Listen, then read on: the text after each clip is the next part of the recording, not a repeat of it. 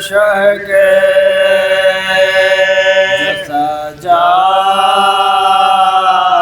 سجاد نیک نامایا سلام علیکہ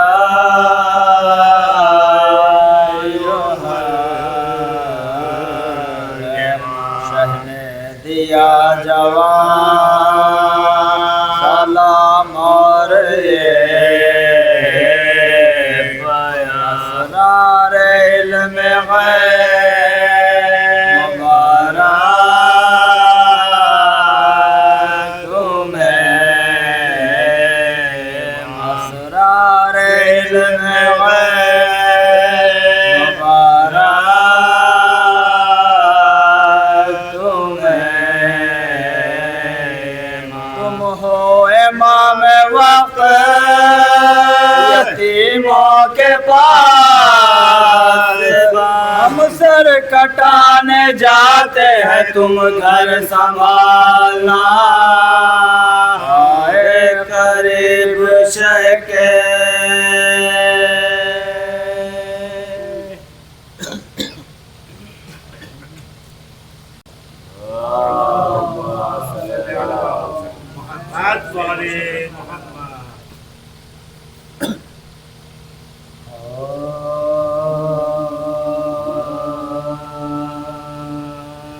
رن میں جبان ہوئے بے کس کی سواری آئی لاش اکبر پہ یہ کہتی وہ بازاری آئی جو میرے لال یہ مشتاق تمہارے دیکھو کہ شان سے اماں یہ تمہاری دیکھو کہ شان سے اماں یہ تمہاری نہ تو ہودج ہے نہ محمل نہ مارے بیٹا کھلے بلوے میں ہے ماں کی سواری بیٹا کھلے بلوے میں ہے اماں کی سواری بیٹا تم کو 18 برس پالا تھا کر کے صدقے کے تو پیسے کل میں نے جہاں کے دولت میں کہتی تھی بڑی دی ہے خدا نے دولت آئے گا میرے ہوگا جو وقت آفام آئے گا میرے ہوگا جو وقت آفتو گلا اپنا کٹایا تم نے تو آفت سے چھوٹے ماں کو پھنسایا تم تو آفت سے چھوٹے ماں کو پھنسایا بیٹھے اس مصیبت میں کہو ماں یہ کدھر کو جائے تم سا بیٹا کہو دنیا میں کہاں سے صورت احمد کس طرح نظر پہ فاطمہ صغریٰ کو کیا جا کے یہ منہ دکھلائے فاطمہ صغریٰ کو کیا جا کے یہ منہ دکھلائے عالم فانی سے منہ اپنا تو موڑا بیٹا سے غربات میں اکیلا مجھے چھوڑا بیٹا غربت میں اکیلا مجھے چھوڑا بیٹا تم تو کہتے تھے مدینے کی طرف جاؤں گا فاطمہ صغریٰ بہن اپنے کو لے آؤں گا وعدہ میں نے جو کیا ہے وہ بجا لاؤں گا مدامہ تمہیں صغریٰ سے میں ملواؤں گا مدامہ تمہیں صغریٰ سے ملواؤں گا خوب صغریٰ کو ملایا میرے جانے مجھ سے ہو گئے آپ جدا احمد ثانی مجھ سے ہو گئے آپ جدا احمد ثانی مجھ سے رن میں آدان نے اسے کر کے نراسا ہے رکھ دیا حلق پر خنجر کا جو داسا ہے مر گیا لال جو یہ بھوکا پیاسا ہے تو حیدر کا ہے احمد کا نواسا ہے وہ تو حیدر کا ہے احمد کا نواسا ہے میں ستم دیدہ بہو زہرا کی کہلاتے جس کا ہم شکل ہے پاس اس کے لیے جاتے ہوں جس کا ہم شکل ہے پاس اس کے لیے جاتے ہوں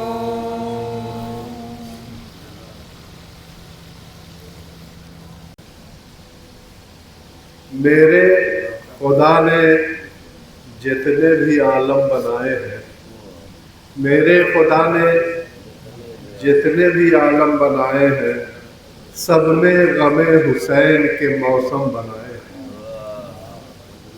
جو حق نے انبیاء معظم بنائے ہیں وہ سب حسینیت کو مقدم بنائے ہیں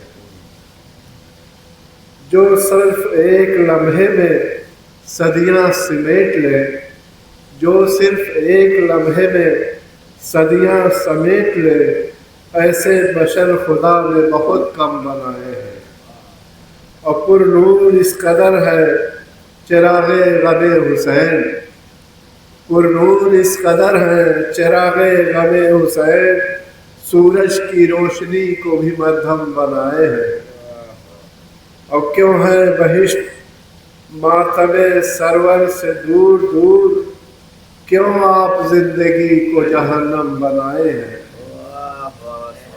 اور تم بھی در حسین پہ قسمت سنوار لو تم بھی در حسین پہ قسمت سنوار لو اس در نے سنگ پارے بھی نیلم بنائے ہیں اور ساری مصیبتوں سے ہے آزاد بس وہی صبح نبی کے غم کو جو ہمدم بنائے ہیں اور اہل وفا بنام شہیدان کربلا دین خدا کو اب بھی منظم بنائے ہیں اور چن کر ہمارے عشق سر مجلس حسین لالو گوہر بطول نے پیہم بنائے ہیں اور کیسے سمجھ سکیں گے وہ عظمت حسین کی جو قول مصطفیٰ کو بھی مبہم بنائے ہیں اور زخم دل و جگر کے لیے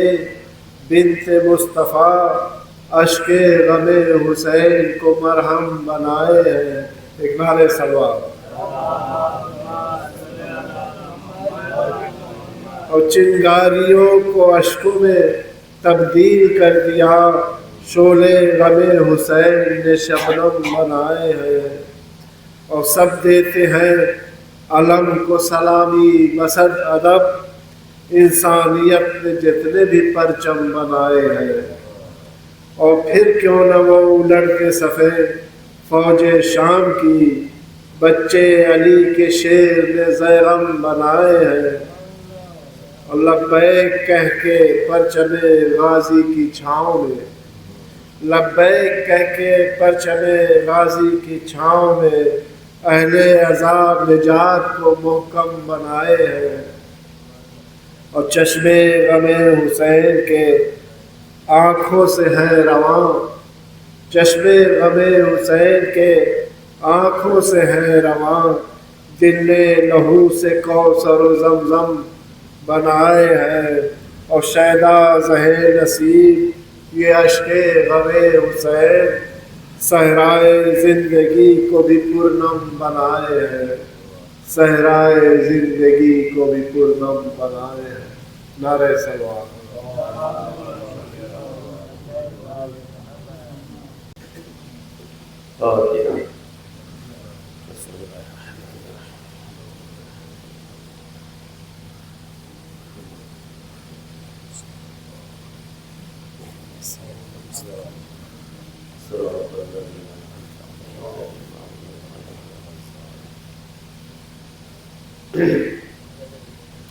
أعوذ بالله من الشيطان الرجيم. بسم الله الرحمن الرحيم. الحمد لله رب العالمين، والصلاة والسلام على سيد الأنبياء والمرسلين وخاتم النبيين مولانا بالقاسم محمد، اللهم صل على محمد وآله الطيبين الطاهرين واللعنة الدائمة على أعدائهم إلى يوم الدين. أما بعد، فقد قالت زينب سلام الله عليها: وما رأيت إلا جميلا. صلوات پڑھیں محمد. عزیزان گرامی، عشر محرم ختم ہو گیا، اور الحمدللہ بہرحال جس طریقے سے محرم منانا چاہیے وہ تو کوئی منا نہیں پاتا، لیکن توفیق ہوئی آپ لوگ خدمت میں حاضر ہونے کی، اور جہاں تک ہماری اس میں تھا کچھ باتیں آپ کی خدمت میں پیش کی، تاکہ ہمارے لیے بھی مفید ہو اور آپ لوگ کے لیے بھی مفید ہو. ورنہ خطابت کو کوئی فائدہ نہیں ہے. اگر جس خطابت میں سامعین کو کوئی فائدہ نہ ہو اور اللہ کی رضا نہ ہو تو پھر اس کی خطابت کا کوئی فائدہ نہیں. صلوات پر محمد و آل محمد.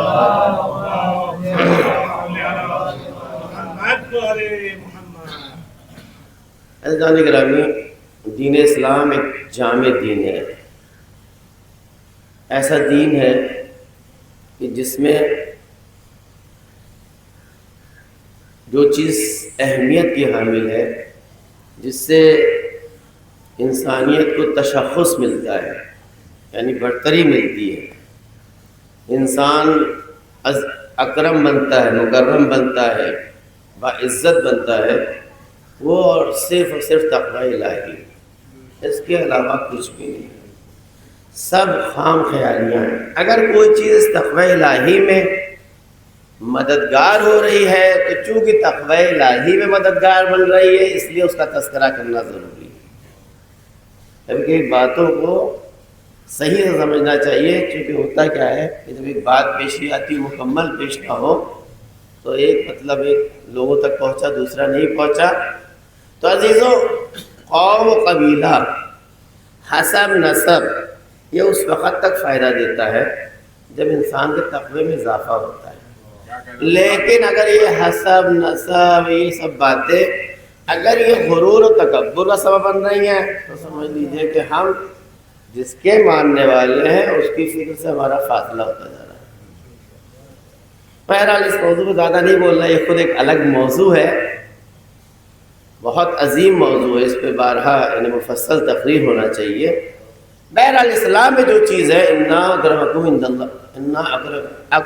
عند اللہ اتقاکم، اللہ کے نزدیک سب سے باشرافت انسان وہی ہے کہ جو باتقوا تر ہے، جو سب سے زیادہ متقی ہے وہ سب سے زیادہ شرافت مند ہے۔ بس سمجھنے کی بات ہے کہ تقویٰ کسے کہتے ہیں، ایسا نہ ہو کہ اب اپنا والا تقویٰ جو ہے جس سے انسان کو لقوہ لگ جاتا ہے وہ تقویٰ سمجھ لے، خوش مقدس تقویٰ نہیں، جو دین نے بتایا ہے تقویٰ۔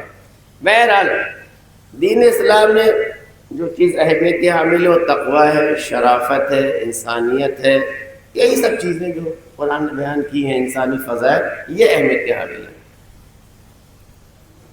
نہ مرد کو اہمیت دی گئی نہ عورت کو زبردستی، کہا گیا دیکھو تم میں سب سے زیادہ جو مکرم ہوگا، جو با تقویٰ تر ہوگا وہی مکرم ہوگا۔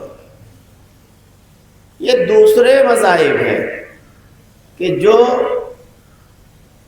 اب وہ چاہے تحریف ہو گئی ہو چاہے جو بھی ہو، جن کے عورت کا کوئی مقام نہیں ہے، جن کے خاتون کا کوئی مقام نہیں ہے،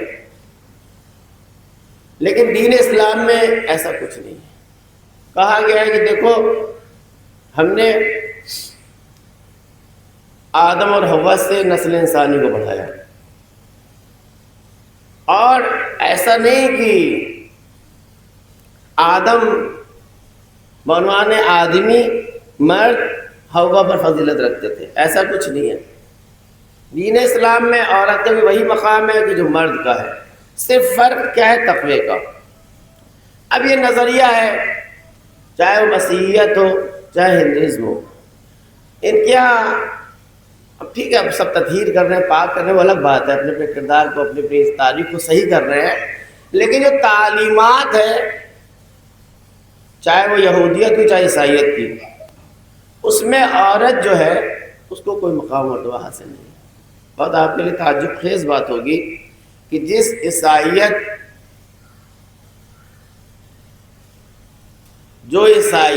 جناب مریم سے چلی ہو، مریم قدیس سے چلی ہو، وہاں عورت کا کوئی مقام نہیں ہے۔ ان کا نظریہ یہ ہے بائبل کے اعتبار سے کہ عورت گناہ محض ہے، گناہ محض۔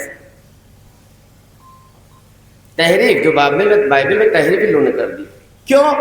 آپ اس علت دیکھیے، دوسرے مذہب کو چھوڑیے، ابھی دوسرے مذہب میں بھی یہی ہے، آپ لوگ ہم سے بہتر جانتے ہیں جو سنسکرت پڑھتے ہیں کہ ناری کا کیا مرتبہ ہے۔ ناری اور نار جو ہے وہ ایک منزل میں رکھی گئی ہے، ٹھیک ہے، لیکن ابھی ہم عیسائیت سے اسلام کا ایک توازن، ایک مقابلہ کرنا چاہتے ہیں۔ کہتے ہیں کہ عورت اس دنیا میں صرف گناہ کے طور پہ خلق کی گئی ہے، اگر نسل انسانیت اس کے ذریعے سے نہ بڑھانا ہوتا تو اس کا کوئی فائدہ ہی نہیں تھا۔ کیوں گناہ؟ البتہ ہمارے کیا بھی کچھ باتیں اسرائیلیات داخل ہو گئی ہیں اور دوسرے فرقے میں زیادہ تھی، وہاں سے ہمیں شیعوں بھی آ گئی ہیں۔ ہمیں یہ کہتے ہیں وہ جناب حوا نے بہکا دیا جناب آدم کو، ایسی باتیں آتی ہیں، ہمیں کیا بھی ٹھیک ہے الحمدللہ، جو لوگ سمجھتے ہیں قرآن پہ نظر رکھتے ہیں، اچھے علماء کے ساتھ بیٹھتے تو وہ اس کو الگ کرتے ہیں۔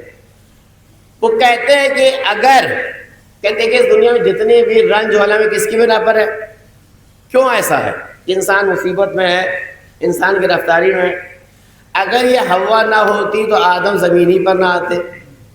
کیوں؟ اگر یہ حوا نہ ہوتی تو آدم زمین پر نہ آتے۔ وجہ کیا ہے؟ آدم اور حوا ایک بہشت میں ایک جگہ بڑے آرام سے گزار رہے تھے، اب وہ بہشت والی بہشت نہیں جو ہمارے اعمال کے نتیجے میں ہے، بہرحال ایسی جگہ کہ جہاں ہر چیز فراہم تھی، نہ کوئی تکلیف تھی نہ کوئی حکم تھا، صرف عبادت الہی تھی، اور جو رزق ہے وہاں سب فراہم تھا۔ لیکن وہاں ایک بڑا عظیم مقام تھا، عظیم مقام مرتبہ تھا، ایک درخت تھا۔ اللہ نے منع کیا تھا یہاں سب کچھ کھانا پینا، اس درخت کے نزدیک نہ جانا۔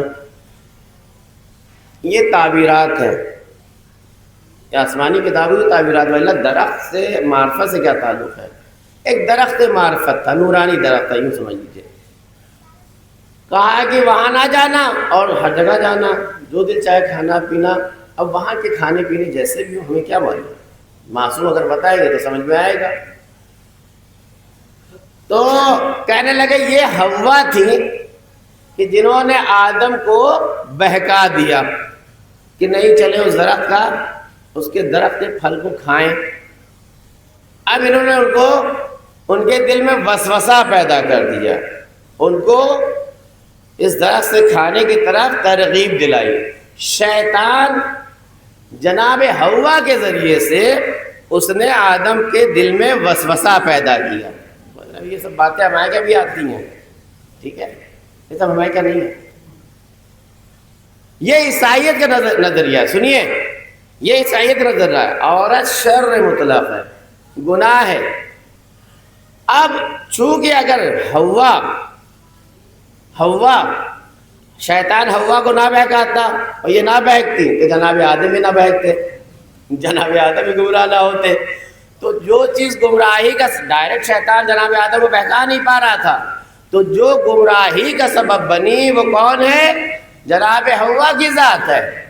اب کہنے لگے اسی وجہ سے آدم اور حوا دونوں اس دنیا میں آئے، اور یہ اتنا بڑا گناہ ہے کہ اس کے ذریعے سے اگر کوئی ولادت، کوئی بچہ پیدا ہوتا ہے تو ایک اور گناہ میں اضافہ ہو جاتا ہے، ٹھیک۔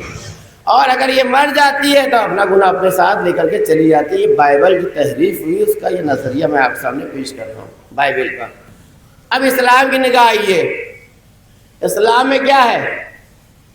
وَلَا تَقْرَبَا هَذِهِ الشَّجَرَةَ، کہیں یہ نہیں لکھا ہے کہ صرف آدم سے کہا گیا ہو کہ اس درخت کے نزدیک مت جانا، ٹھیک ہے، دونوں سے منع کیا گیا۔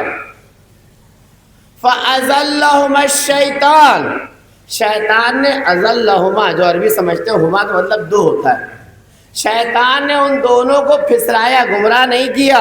یہاں ازل جو ہے زواد والا نہیں ہے، اکثر طلاب سے بھی غلطی ہو جاتی ہے، سمجھتے ہیں کہ ازل جو زواد والا ہے، قرآن میں ازل جو ہے یہ زے والا ہے، کبھی کبھی ہم لوگ بھول جاتے ہیں کون سا ہے۔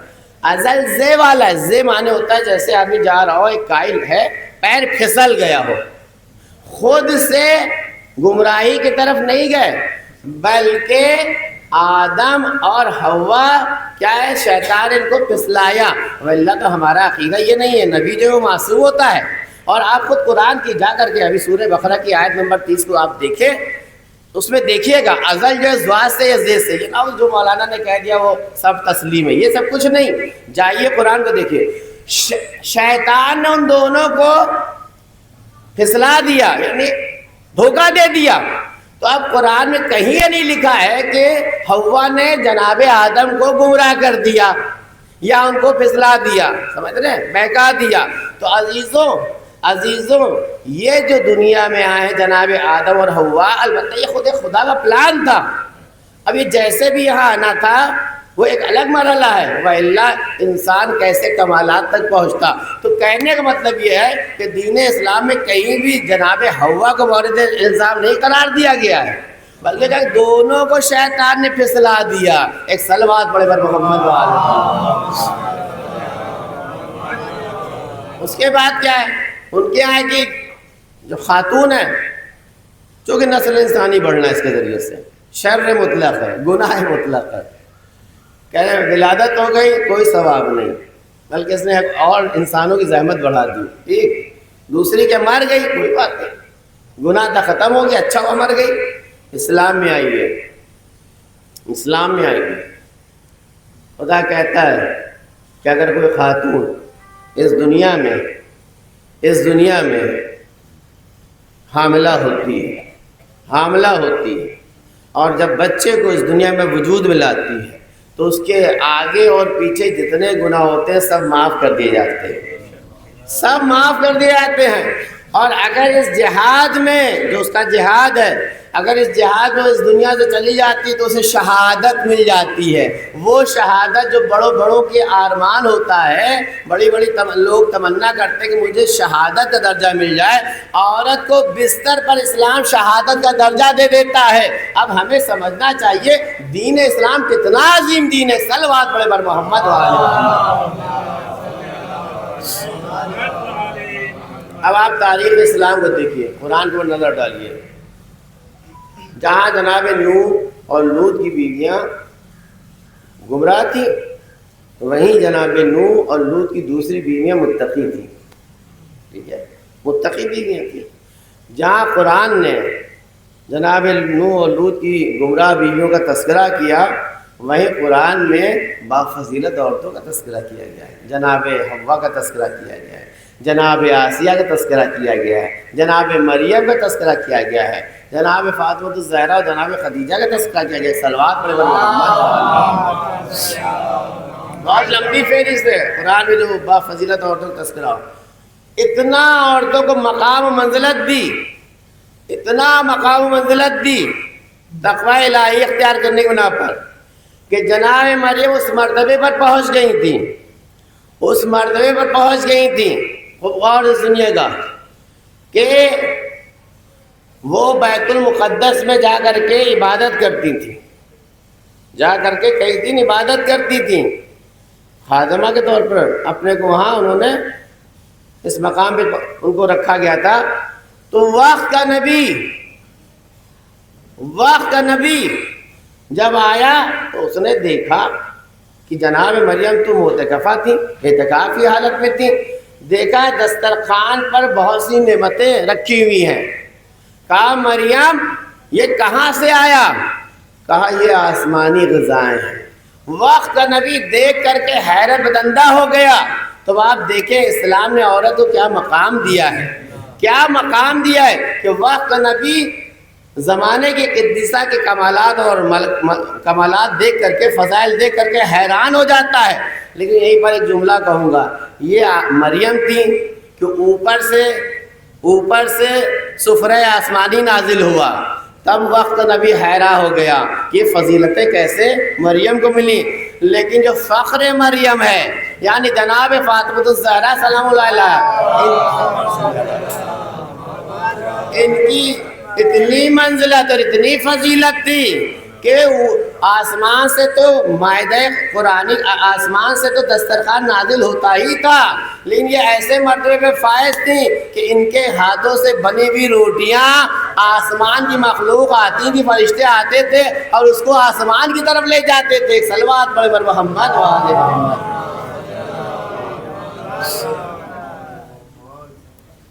یہ خاتونی تو ہیں کہ آج حاجی جاتے ہیں تو خاتون جناب حاجرہ کی سیرت پر چلتے ہیں، جو سنت حاجرہ تھی، کیا صفا و مروہ کے درمیان میں انہوں نے جو دوڑ لگائی تھی اپنے بیٹے کو پانی کی تلاش میں، آج پوری دنیا کے حاجی جاتے ہیں۔ ایک خاتون کی سنت ہے لیکن سب لوگ اس کے اوپر چلتے ہیں۔ تو عزیزان گرامی، اس سے یہ پتہ چلا کہ جو ولی الہی ہوتا ہے اس کے نقش و نگار سنت الہی میں تبدیل ہو جاتے ہیں، لوگوں کو ان کی اقتداء کرنا چاہیے۔ آج اگر ہم امام حسین کے نقش قدم پر ان کی سنت کو زندہ کرنا چاہتے ہیں تو اس میں اعتراض کرنے کی کیا ضرورت ہے؟ ایک صلوات پڑھیں بر محمد و آل محمد۔ میں بہت تیزی سے، یہ سب خود ایک باب ہے باقاعدہ، بہت تیزی سے اپنی منزل کو بڑھا رہا ہوں، اور دنیا نے اس وقت کمالات دیکھے کہ جب رسول اللہ نے قولوا لا الہ الا اللہ تفلحوا کا نعرہ بلند کیا، کہا کہ لا الہ الا اللہ کہو اور کامیاب ہو جاؤ گے۔ تو ایسا نہیں کہ صرف مردوں ہی نے اسلام کو قبول کیا تھا، رسول اللہ نے جب کہا لا الہ الا اللہ تو دو شخصیتیں تھیں، ایک شخصیت جس کی وجہ سے دین اسلام بچا اور اس کی تفسیر ہوئی، دوسری شخصیت جس کی وجہ سے دین اسلام کی ترویج ہوئی۔ ایک کا نام علی ابن ابی طالب تھا، دوسرے کا نام خدیجہ الکبریٰ تھا۔ ایک صلوات پڑھیں بر محمد و آل محمد۔ اپنے اختیار سے دین اسلام قبول کیا، اپنے اختیار سے اللہ کی راہ میں انفاق کیا، اپنا مال، کہا کہ میرا مال نہیں، محمد آپ اس کو، یا رسول اللہ آپ اس کو اللہ کی راہ میں خرچ کر دیں۔ دیکھیں بڑی نازک سی بات ہوتی ہے، یہ ایسا مسئلہ ہے کہ ہر آدمی اس سے دوچار ہے۔ الحمدللہ یہاں امید ہے کہ 99% شادی شدہ ہی لوگ ہوں گے، یعنی یا آئندہ کریں گے یا ہو چکے ہوں گے، کیونکہ اب زمانہ ایسا آ رہا ہے کہ بہت سے لوگ جو ہے بغیر شادی کی زندگی گزارنا چاہتے ہیں، ٹھیک ہے۔ دیکھیں جب خاتون اچھی ہوتی ہے، با کردار ہوتی ہے، نیک سیرت ہوتی ہے، تو اندر گھر کا ماحول بڑا اچھا ہوتا ہے، بچے بہت اچھی طریقے سے ترقی کرتے ہیں، اور خود شوہر وہ اپنے کاموں میں اپنی ذمہ داریوں کو اچھی طرح سے نبھاتا ہے اور بڑھ بڑھ کے کام کرتا ہے۔ بلکہ کچھ تو ایسے مرد ہوتے ہیں کہ جو شادی سے پہلے بستر پڑے رہتے ہیں، یہ بیویاں ہیں کہ جو ان کو اٹھا کر کے باہر کام کے لیے، رزق حلال کے لیے بھیجتی ہے۔ صلوات پڑھ کر محمد و آل محمد۔ اب دیکھیں سیکریٹری صاحب کہتے ہیں مولانا صاحب آپ نے آدھے گھنٹے میں 40 منٹ کر دی۔ ہم تو یہ پہلی مجلس کا میرا انداز یہ ہوتا ہے کہ چلے میری آواز پہنچ رہی ہوگی، شاید اب خواتین کہیں گے جائیں بھائی کہاں سو رہے ہیں، جائیں جا کر کے کچھ تو حاصل کریں، صرف گھر میں پڑے رہتے ہیں۔ کیونکہ سب یہاں ماشاءاللہ زمیندارانہ حساب ہے، کتاب ہے، پرانی اپنی سیرت ہے، آرام سے چلتے ہیں۔ تو میرے لیے مجلس تھوڑی سی اس لیے بھی طول و تفصیل میں چلی جاتی ہے۔ پہلی مجلس تو جناب خدیجہ وہ پہلی خاتون تھیں جنہوں نے اسلام کو قبول کیا۔ مردوں میں مولا کائنات تھے، عورتوں میں جناب خدیجہ تھے۔ جب تک جناب خدیجہ تھی تب تک رسول اللہ نے کسی سے شادی نہیں کی تھی، کسی سے شادی نہیں کی۔ اتنی بافضیلت خاتون کہ جس کے فضائل بھی کوئی ثانی نہیں ملتا۔ اور عالم اسلام نے ایک ایسا کردار پیش کیا، ایک ایسی خاتون کا کردار پیش کیا کہ آدم سے لے کر کے اور قیامت تک اب انسانیت اس جیسا کردار نہیں پیش کر سکتی۔ انسان، معمولی انسان کی کیا بساط ہے، بلکہ جو فخر انبیاء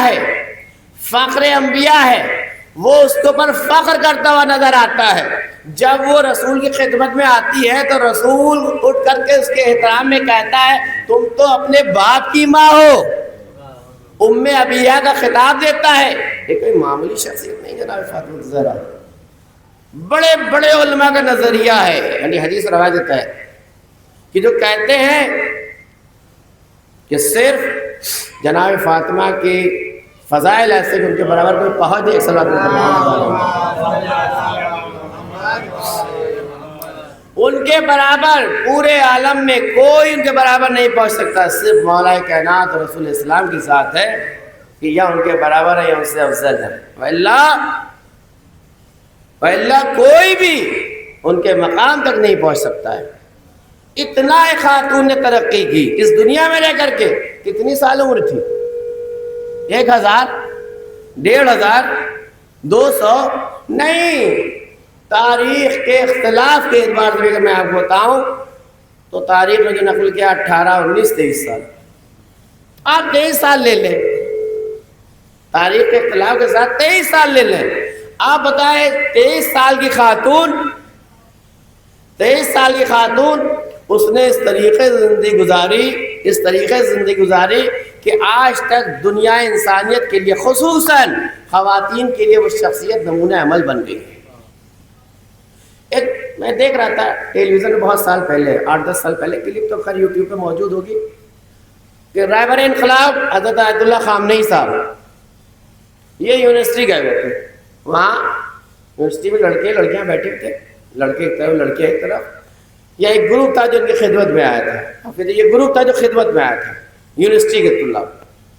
تو ایک لڑکی نے سوال کیا، خوب غور سے سنیے گا۔ ایک لڑکی نے، کوالیفائڈ لڑکی، وہاں وہ وقت تکلف سے کامل تھی، مولانا صاحب جو کہ وہ رہبر یونیورسٹی کی بڑی ہوئی لڑکی، اس نے کہا کہ دیکھیے ہم لوگ جس دین کو فالو کرتے ہیں وہ اپنی جگہ بڑا اچھا دین ہے، لیکن ایک شخصیت جو 1400 سال پہلے گزری ہو آج ہمارے لیے کیسے نمونہ عمل بن سکتی ہے؟ اس لیے کہ آج کے عادات و اطوار تو بدل گئے ہیں، آج گاڑی آ گئی، الگ الگ انداز کے سامان آ گئے، زندگی کی سٹائل بدل گئی، لائف سٹائل بدل گئی۔ تو ان کا زمانہ اور تھا، جو اعتراض بھی ہوتا نہیں، اور آج کا زمانہ اور ہے، کیسے ہم ان کو اپنا آئیڈیل بنا سکتے ہیں۔ ٹھیک ہے وہ اپنے زمانے کی عورتوں کے لیے تو آئیڈیل تھیں، یا اس زمانے سے جو ملے ہوئے زمانے تھے، لیکن آج کا زمانہ تو بالکل الگ ہو گیا۔ تو آیت اللہ خامنئی کہتے ہیں جب دین یہ کہتا ہے کہ تم یہ مثلا حضرت فاطمہ الزہرا سلام اللہ علیہا یا ہمارے ائمہ یا رسول اسلام سب آئیڈیل ہیں. اس کا مطلب یہ نہیں ہے کہ اگر 1400 سال پہلے کھچر چلتے تھے تو آپ کھچر کی سواری کیجئے. اس کا مطلب یہ نہیں ہے کہ لوگ کھپریلوں میں رہتے تھے تو آپ کھپریل میں رہیے. یہ نہیں ہے. وسائل تو تبدیل ہوتے ہیں, ہوتے رہیں گے. وسائل, سامان, جو انسان جس کے ذریعے زندگی گزارتا ہے, یہ سب تبدیل ہوتے رہیں گے. جو چیز اہم ہے, جو چیز آئیڈیل بننے کی صلاحیت رکھتی ہے, وہ ان کا کردار ہے, وہ ان کی عدالت ہے. وہ کیسے اپنے شوہر کے ساتھ انہوں نے زندگی گزاری, کیسے بچوں کی تربیت کی, میدان جنگ میں جب گئیں تو کیسے انہوں نے رسول اسلام کی مدد کی. یہ چیزیں آئیڈیل بنتی ہیں, نہ یہ کہ وہ جو اسباب ظاہری ہیں جو اس زمانے میں لوگ استعمال کرتے تھے وہ آئیڈیل ہیں. تو رہبر انقلاب کہتے ہیں اب آپ اس نظر سے جب آپ جناب سیدہ فاطمہ الزہرا کی سیرت کو, جب آپ اس نگاہ سے سیرت کو دیکھیے گا تب آپ کو سمجھ میں آئے گا بی بی کے کتنے بڑے بڑے کارنامے ہیں. یہ کیا کم عظیم کارنامہ ہے کہ ایک خاتون گھر کی چار دیواری میں رہ کر کے اپنے کو ایسے مقام و مرتبے پر پہنچا دیا کہ فرشتے آ کر کے اس کے گھر کے جھولے کو ہلاتے ہیں, چکی کو چلاتے ہیں, اور بیوی جو ہیں وہ فرشتوں سے گفتگو کرتی ہیں. اسی لیے ان کو محدثہ کا لقب مل گیا. ایک صلوات پڑھے پر محمد والے. اور یہی نہیں, جب جہاد کا موقع آتا ہے تو خاموش نہیں اپنے گھر میں, بلکہ اپنے شوہر کے حق کے لیے دنیا میں جا کر کے انہوں نے ہر دروازے کو کھٹکھٹایا کہ علی کے حق کو غصب کر لیا ہے, چلو مدد کے لیے. اور مسجد مدینہ میں جاتی ہیں, ایسا خطبہ دیتی ہیں. علماء اسلام لکھتے ہیں, جا کر پڑھیے گا. علماء اسلام کہتے ہیں کہ یہ خطبہ ایسا ہے کہ جو نہج البلاغہ کے ہم وزن ہے, بلکہ یہ کہتے ہیں کہ اس کی کچھ عبارتیں ایسی ہیں کہ جو نہج البلاغہ سے بھی زیادہ فصاحت و بلاغت میں آگے ہیں. صلوات پڑھے پر محمد وآل محمد.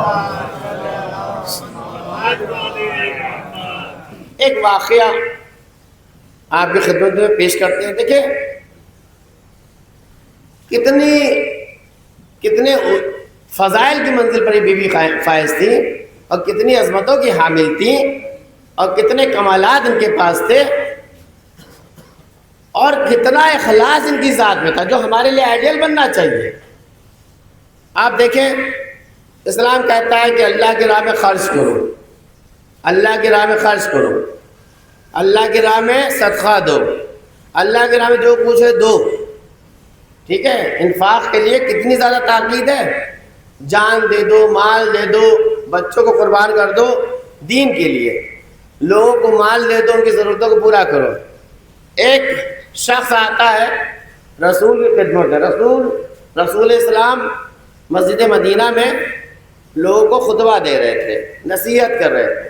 صحابہ جمع تھے. ایک شخص آتا ہے, یا رسول اللہ, غریب الوطن ہے, اس کا وطن یہاں نہیں ہے. یا رسول اللہ, میری کچھ ضرورتیں ہیں اور بیان کرو. کہا میں بہت دور سے آیا ہوں, میرے پاس پیسہ ختم ہو گیا ہے کہ میں اپنی منزل تک پہنچ سکوں. دوسری بات, میں بھوکا ہوں, مجھے کچھ غذا چاہیے کھانے کے لیے, اور کچھ غذا چاہیے تاکہ میں راستے میں اس کو کھا سکوں, کچھ پیسہ چاہیے تاکہ اس سے غذا فراہم ہو. تیسری چیز, یا رسول اللہ, میرے جسم پر صرف ایک لباس ہے اور کچھ نہیں ہے. ایک پاک و پاکیزہ لباس چاہیے تاکہ میں نماز پڑھ سکوں, تاکہ اس پاک و پاکیزہ لباس میں نماز پڑھ سکوں, اللہ کی عبادت کر سکوں. رسول اللہ کے پاس بہت کچھ نہیں تھا. مجمع کی طرف نگاہ کی اتباع, کسی کے پاس کچھ نہیں تھا. رسول اللہ نے کہا بھائی دیکھو, میرے پاس تو کچھ نہیں ہے, میں تمہیں ایک ایسے گھر کی طرف ہدایت کر دیتا ہوں کہ وہاں سے ہر ضرورت مند کی ضرورت پوری ہوتی ہے. کہا اپنے غلام سے, کہا جاؤ ان کو فاطمہ کا دروازہ دکھا دو، گھر دکھا دو۔ اب یہ جاتا ہے، دروازہ کھٹکھٹایا۔ اب آپ دیکھیے ہر چیز میں درس ہے۔ صحابی نے کہا کہ میں تمہاری ضرورت کو نہیں بتاؤں گا، تم اپنی زبان سے بیان کرو۔ دروازہ اس نے کھٹکھٹایا، بیوی نے اندر کہا کون؟ تو کہا اب تم بیان کرو۔ دیکھیے جو ضرورت مند ہوتا ہے وہ جب اپنی ضرورت کو بیان کرتا ہے تو اس میں درد پایا جاتا ہے، ٹھیک ہے؟ ہم آپ کسی کی ضرورت پر بیان کریں تو کبھی کبھی وہ اثر نہیں ہوتا ہے۔ کہا تم اپنی ضرورت کو بیان کرو۔ اس نے کہا کہ بی بی میں غریب الوطن ہوں، بھوکا ہوں، تن پر کپڑا نہیں ہے، پاک و پاکیزہ کپڑا نہیں ہے، مجھے میری یہ 3 ضرورتیں ہیں، بس اور کچھ نہیں چاہیے۔ یہ 3 ضرورتیں آپ پورا کر دیں، آپ کے بابا نے مجھے یہاں بھیجا ہے۔ تو جناب سید عالم نے جس کھال کے بستر پر امام حسن امام حسین علیہ السلام سوتے تھے، اس کھال کے بستر کو اٹھایا اور اس کو دے دیا۔ کہا کہ بھائی اس سے تمہاری ضرورت پوری ہو جائے گی۔ اس نے دیکھا، اس نے کہا اس سے تو نہیں پوری ہوگی، اس سے پوری نہیں ہوگی ہے، لیکن بہت کم پیسے میں بکے گا۔ تو وہ ہار، بی بی کے پاس کوئی سونا ہونا نہیں تھا، وہ ہار سونے کا جو ان کی پھوپھیزاد بہن نے ان کو ہدیے کے طور پر دیا تھا۔ غور سے سنیں، عورتوں کے لیے سونا کتنی اہمیت کا حامل ہوتا ہے، خصوصاً اگر ایک بالی ہو کسی کے پاس ہے، ایک ہار ہو تو کتنا محبت کرتی ہیں، کیونکہ عورتوں کے لیے تو کہا گیا ہے کہ وہ سنوریں، اپنے کو سنواریں، اپنے کو خوبصورت بنائیں، یہ ہے نا گھر، ان کے لیے باقاعدہ ان کے لیے کہا گیا ہے۔ ایک ہار جو ان کی پھوپھیزاد بہن نے ان کو ہدیے میں دیا تھا اتارا اور اس کو دے دیا۔ کہا بھائی اب تو تمہاری ضرورت پوری ہو جائے گی۔ اس نے کہا یہ تو بہت قیمتی ہار ہے، میری تو ضرورت بہت اچھی طریقے سے پوری ہو جائے گی۔ اور اس نے شکر کرتے ہوئے وہاں سے وہ بڑھا، مسجد مدینہ آیا۔ دیکھیے جو سائل تھا بڑا معرفت شناس سائل تھا، یہ نہیں ضرورت پوری بھاگ گیا، نہیں، رسول اللہ کی خدمت میں آیا، یا رسول اللہ کا کیا ہوا، تمہاری ضرورت پوری ہوئی؟ کہا یا رسول اللہ آپ نے بہت اچھی جگہ نشاندہی کی تھی، میری ضرورت پوری ہوئی۔ کہا کیا ہوا؟ اچھا اس سے ایک درس یہ ہوتا ہے جب ہمارے پاس کوئی ضرورت مند آئے تو ہم اس کو، اگر پیسہ نہ ہو تو اگر جانتے ہیں کہ کہیں سے ضرورت پوری ہو جائے گی وہاں تک اس کو لے جائیں، نشاندہی کریے، نہیں کہ بھیا ہمارے پاس لے جاؤ یہاں سے، یہ سب نہیں کرنا چاہیے۔ رسول اللہ نے کہا کیا ہوا؟ کہا کہ بھائی آپ نے جہاں بھیجا تھا وہاں سے مجھے یہ ہار دیا گیا ہے۔ رسول اللہ کی آنکھوں سے آنسو نکلنے، جانتے تھے میری بیٹی کے پاس اس کے سوا کچھ نہیں ہے، مال دنیا میں اس کے سوا کچھ نہیں ہے۔ رسول اللہ نے کہا فاطمہ تو بضعۃ منی، فاطمہ میرا ٹکڑا ہے۔ تو اس کا مطلب یہ ہے کہ یہاں رسول صرف اس لیے نہیں کر رہے کہ رسول اللہ کی وہ بیٹی تھی، کہنا یہ چاہتے ہیں جس طریقے سے میں بافضیلت ہوں، میں نبی ہوں، نبوت کے درجے فائز ہوں، تمام فضائل میں فاطمہ میرا حصہ ہے۔ ایک صلوات پڑھے پر محمد و آل محمد۔ اب یہ سائل وہ ضرورت پوری ہو گئی، وہاں پر عمار آ گئے تھے۔ اب سنیے گا بہت اچھا واقعہ ہے، حسن جوان اس کو غور سے سنیں۔ عمار آ گئے، عمار یاسر آ گئے، رسول کے صحابی یاسر آ گئے، عمار کے والد یاسر۔ کہا یا رسول اللہ میں چاہتا ہوں یہ ہار میں خرید لوں۔ رسول نے کہا میرا ہار نہیں ہے، یہ تو اس کا ہو گیا، اگر یہ بیچ دے تو مجھے کوئی حرج نہیں ہے۔ اس سے صحابی رسول نے کہا کہ بھائی یہ ہار مجھے دے دو، جو کچھ کہو گے میں تمہیں دے دوں گا۔ اس نے کہا میری 3 ضرورتیں ہیں وہ آپ پورا کر دیجئے، میں بھوکا ہوں، پھر کچھ سامان سفر فراہم کر دیجئے، ایک سواری کا انتظام کر دیجئے، ایک لباس دے دیجئے، کچھ پیسہ دے دیجئے تاکہ میں اپنی منزل تک پہنچ جاؤں۔ عمار نے یہ نہیں کیا کہ موقع ہے تو کم پیسے میں خرید لو، نہیں، اس کو بہت زیادہ مال دیا، اس کے لیے ایک اچھی سواری کا فراہم کی اور اس کی ساری ضرورتوں کو اچھی طریقے سے پیش کیا۔ اب اس نے یہ ہار عمار کی خدمت پیش کیا۔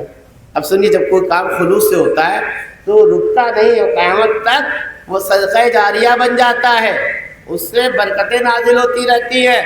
اب عمار نے ایک ہرے کپڑے میں اس ہار کو رکھا اور اپنے غلام کے ساتھ آئے رسول اللہ کی خدمت میں. کہا یا رسول اللہ یہ ہار اور یہ غلام آپ کی خدمت میں پیش کرتے ہیں. سنیے آپ کی خدمت میں پیش کرتے ہیں. رسول اللہ نے کہا کہ میں نے تم کو غلام سے کہا کہ میں نے تم کو فاطمہ کو بخشا اور یہ ہار بھی جا کر کے فاطمہ کو دے دو. میں نے فاطمہ کو عطیہ کیا. اب یہ غلام آتا ہے ہار کو. کہا کہ بی بی یہ آپ کے والد بزرگوار نے آپ کو دیا ہے اور مجھ کو بھی آپ کی خدمت کے لیے رکھا ہے. بی بی نے ہار کو لے لیا, غلام کو آزاد کر دیا. کہا کہ ہم نے تم کو راہ الہی میں آزاد کیا. اس غلام کو ہنسی آ گئی. کسی نے پوچھا تم ہنس کیوں رہے ہو؟ کہا کہ کیوں نہ ہنسوں, ایک ہار جو اللہ کی راہ میں دیا گیا اس میں اتنی برکت تھی, اتنا خلوص تھا دینے والے کا کہ اس ہار کی وجہ سے میں غلام آزاد ہو گیا. ایک فقیر کا پیٹ بھر گیا. ایک آدمی کے تن کے اوپر لباس نہیں تھے, اس کو لباس مل گئے, اس کی ضرورتیں پوری ہو گئی, میں آزاد ہو گیا اور وہ ہار جس کا تھا اس تک پہنچ گیا. ایک صلوات پڑھے بر محمد عزیزان گرامی. عورت کے مقام کو دیکھ رہے ہیں, جب وہ کوئی بھی ہو جو فضائل انسانی کو اپنی ذات پہ اتار لیتا ہے, اسلام اس کو مکرم بنا دیتا ہے, با فضیلت بنا دیتا ہے. وہ دامن وقت میں گنجائش نہیں ہے اس سے زیادہ اور پڑھنے کی. اور بڑھیے, یہ زہرا تھی, ان کے فضائل کا ایک گوشے کو میں نے آپ کی خدمت میں پیش کیا, بی بی کے گوشے کو, اور ان کی بیٹی ثانیہ زہرا جن کا نام ہے زینب بنت علی ابن ابی طالب علیہ السلام.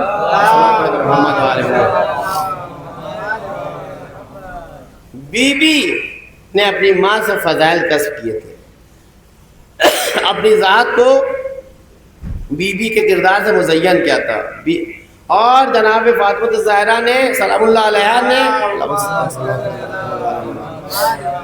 اپنی بیٹی کو اس طریقے سے تربیت کیا تھا کہ جب حسین پر وقت پڑے تو زینب ان کا ساتھ دے. عزیزان گرامی, صرف ایک فضیلت بیان کرتے ہیں جو مصائب ہے, لیکن ایک فضیلت بیان کرتے ہیں اور وہیں سے رفتے مصائب. عزیزو, جب یہ قافلہ لٹا پٹا قافلہ دربار ابن زیاد پہنچتا ہے, دربار ابن زیاد پہنچتا ہے, وہ تمام فضیلت جناب زینب صلی اللہ علیہ کی آپ سنتے آ رہے ہیں کہ وہ پورے ہر وقت اپنے بھائی کے ساتھ کتنا صبر سے کام لیا. لیکن دو چیزیں بڑی اہم ہیں, ایک یہ کہ ظالم کے سامنے ڈٹ کر کے مقابلہ کیا, اور دوسری یہ کہ کہیں بھی اطاعت الہی سے غافل نہیں ہوئی, بلکہ اطاعت کی اوج پر جناب زینب فائز تھی. جب یہ قافلہ دربار ابن زیاد میں داخل ہوا تو اس نے دیکھا کہ کچھ بیویاں, ایک قد و قامت کی خاتون ہے, اس کو اپنے گھیرے میں لیے گئے.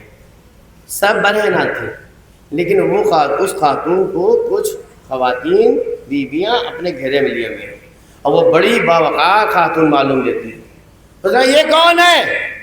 کسی نے کہا یہ زینب ہے, علی کی بیٹی, حسین کی بہن. کہا اچھا. تو اس نے خطاب کر کے کہا کہ اللہ کا شکر ہے, الحمدللہ الذی, خدا کا شکر ہے جس نے تم لوگ کو رسوا کیا, ذلیل کیا. سمجھ رہے؟ اب آپ سوچیں, ایک قیدی جن کے سارے مرد قتل کیے جا چکے, بچے قتل کیے جا چکے ہیں, اور کئی دنوں کے بھوکے پیاسے ہیں, سفر کی منزل ہے جس میں طاقت نہیں, ذلیل کیا جا رہا ہے, لوگ ان کو ذلیل کر رہے ہیں. اور خصوصاً خواتین تو بیچاری ایسے ہی حیادار ہوتی ہے, ان کو تو اگر کوئی ذرا سا بھی ذلیل کرے تو ان کی شخصیت پر بہت گہرا اثر پڑتا ہے.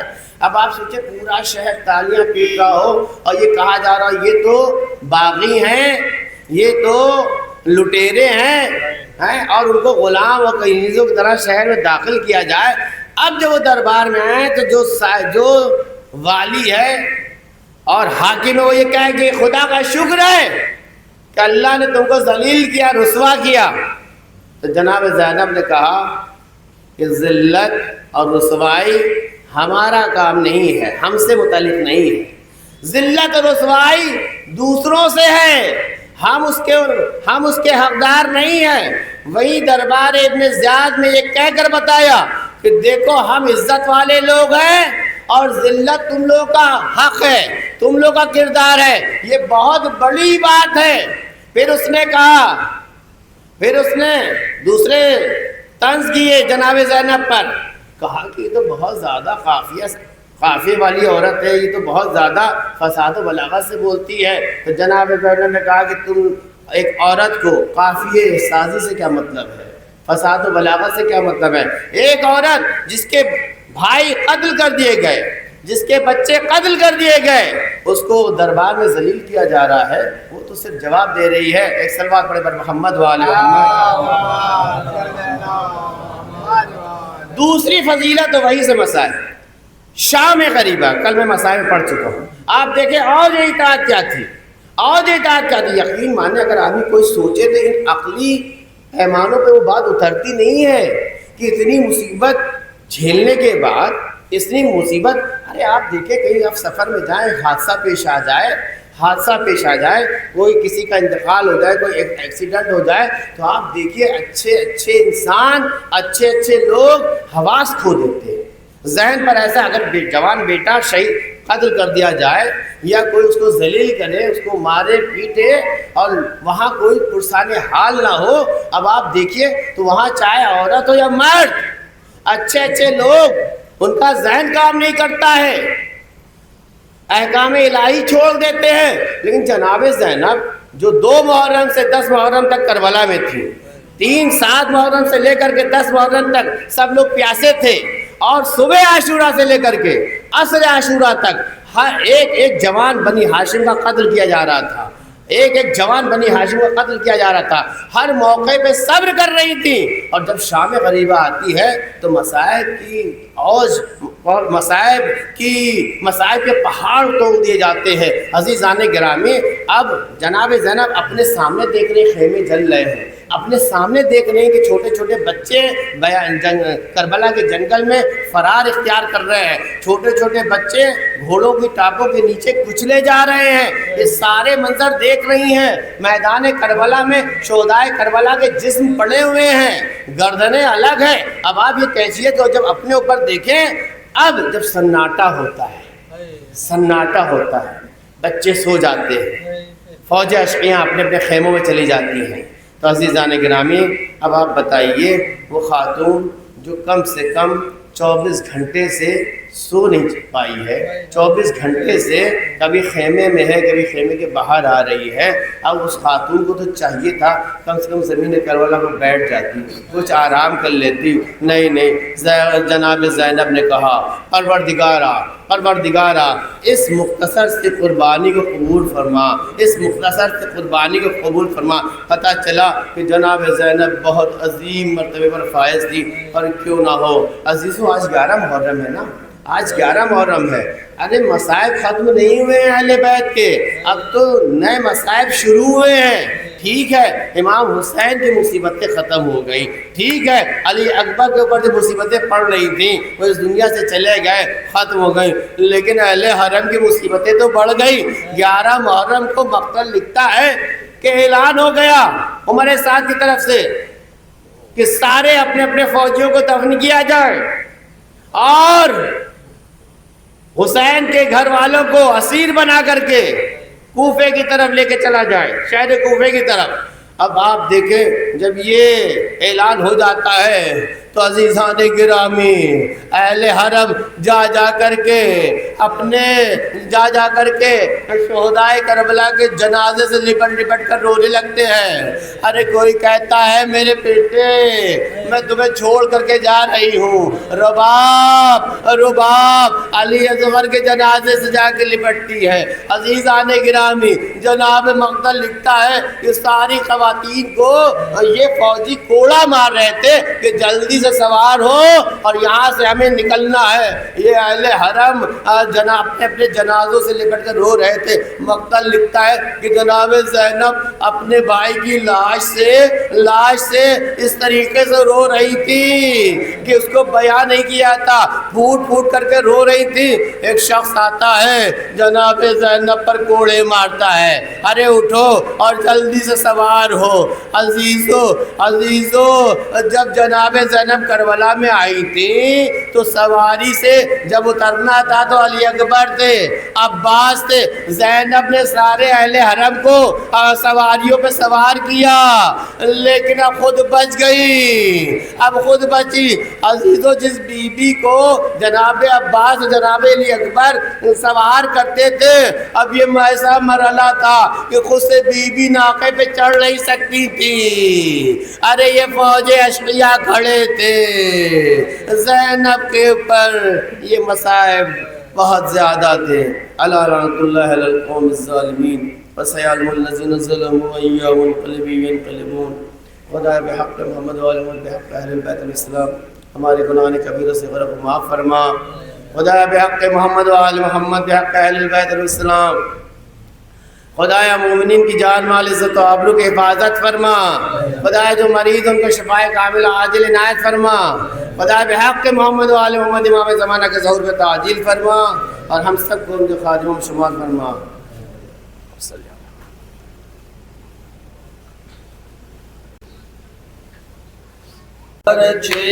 یعنی سینہ اکبر میں جو ٹوٹے,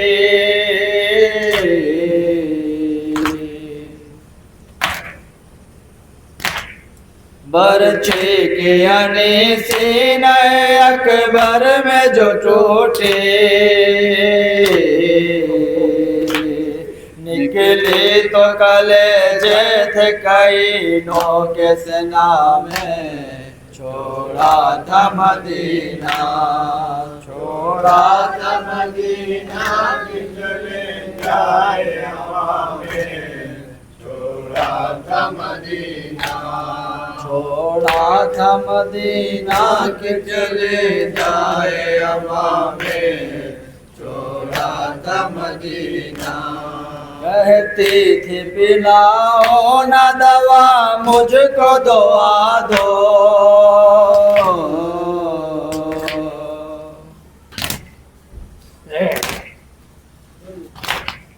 کہتی تھی پلاؤ نہ دوا مجھ کو دعا دو. اکبر میرا جائے تو جائے گی جا میں, چھوڑا تھا مدینہ, چھوڑا تھا مدینہ کہ چلے جائے ہوا میں, چھوڑا تھا مدینہ. خاک کف پائے علی اکبر پہ رکھے منہ,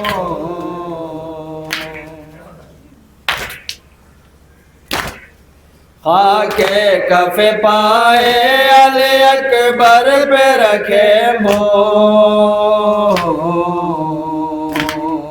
کہتی ہے صحت کے بڑے سامان شام میں, چھوڑا تھا مدینہ, چھوڑا تھا مدینہ کہ چلے جائے ہوا میں, چھوڑا تھا مدینہ.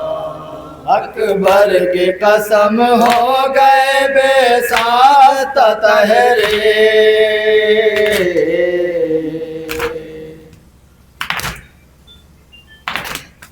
اکبر کی قسم ہو گئے بے ساخت تہرے, اشعار مصائب ہے بشیر اپنی زبان پر, چھوڑا تھا مدینہ.